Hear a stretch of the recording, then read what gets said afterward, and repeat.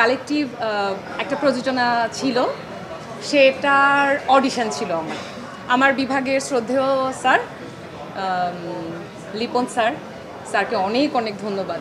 Sir হচ্ছে আমাকে বললেন যে এরকম লিসা গাজী উনি হচ্ছে একটা প্রযোজনার জন্য চরিত্র খুঁজছেন, ক্ষেত্রমণি চরিত্রটার নাম।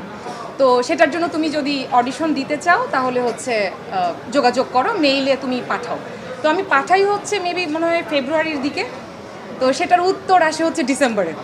মাঝখানে আমি মনে করলাম যে এটা বোধহয় কিছুই হয়নি, ওকে এটা বাদ। তো ওই সময় আসলো যে আপনাকে একটা 1 মিনিট বা কিছুক্ষণের একটা ভিডিও ক্লিপ বানাতে হবে এবং সেটা হচ্ছে মেইল করতে হবে।